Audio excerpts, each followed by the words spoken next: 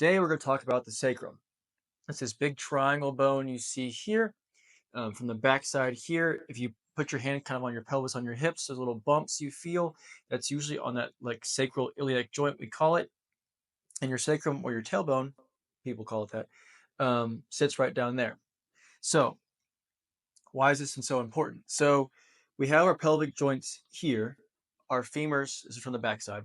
Our femurs sit inside these iliums here, and they articulate and they move when we walk.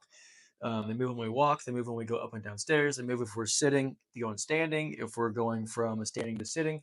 All that motion and movement comes through these joints down here. When you sit down, all of our weight sits down here because it's our foundation of our spine. It's really the big bone in our low back and our pelvis that supports our whole spine all the way up. There's a lot of muscles on the front side and the back side. You've probably heard people talk about your hip flexors. You probably heard people talk about the glute muscles or your piriformis muscle. A lot of different muscles that can get tight down here, usually due to restrictive movement or a misalignment of that sacrum. This is really important for people that sit a lot. If they sit and they get up and they're like, hey, my low back's always stiff when I go to stand up. It takes me a couple of minutes of walking to get it to loosen up.